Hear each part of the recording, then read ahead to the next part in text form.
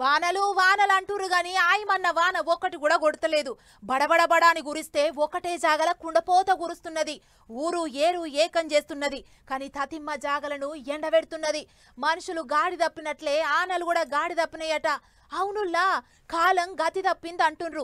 ఇది వరకు వానకాలం వస్తే అంతటా వానలు కురిసేయి. కానీ ఇప్పుడు పరిస్థితి అట్లా లేదు. ఆగ చూడర్రే, ఇండ్లన్నీ నామరూపాలు లేకుండా పోయినాయి. తలుపు చెక్కలు కిటికీలు కొట్టుకపోయినాయి.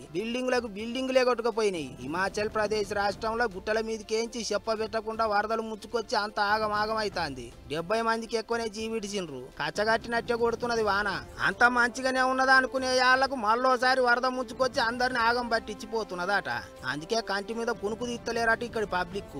ఇదిట్లుంటే వానకాలం అంటే అన్ని దిక్కుల జర్ర ఎక్కనో తక్కనో వానలు పడాలి. కానీ ఇప్పుడు కాలం గాడి తప్పినట్టే ఉన్నది. ఒక్కటే జాగల గంటల కమానం వాన ఇరుగ మరగదంచుతాంది. పోయినేడు మన దిక్కు విజయవాడలో గిట్లనే అయితే అంత పర్సాన్ అయ్యిండ్రు. ఇప్పుడు ఉత్తరాఖండ్ హిమాచల్ ప్రదేశ్ రాష్ట్రాలలో అవుతున్నది. ఇగిదిట్లుంటే మన దగ్గర వానలు గట్టిగా దంచుతలేవు గాని ప్రాజెక్టులలో నీళ్లయితే వస్తున్నాయి. అటు మీది బాజుకున్న రాష్ట్రాలలో వానలు చేయబట్టి మన ప్రాజెక్టులకు వరద పెరుగుతాంది. శ్రీశైలం నాగార్జున సాగర్ ప్రాజెక్టులకు కృష్ణమ్మ పరుగులు పెడతాంది. రేపో మాపో గేట్లు ఎత్తటట్టే ఉన్నారు. అటు అల్లూరు జిల్లా కూనవరం దిక్కు శబరి గోదావరి నదుల సంగమం కాడ వరద నిమిషానికి పెరుగుతాంది. మునిగిపోయే ఊర్లలో ఉండే పబ్లిక్ ముందుకు ముందే దూరం పోయి గుడిసెలేసుకుంటారు. అన్నిటికి మించి వానెప్పుడు పడేది తెలుస్తలేదు. పడకపోతే మొత్తానికి పడతలేదు. పడితేనేమో ఊర్లు ముంచేసేటట్టు పడతాంది. మరిగా ముంగట ఎంత గోసున్నదో ఏమో అనుకుంటారు ఇప్పుడు అందరూ.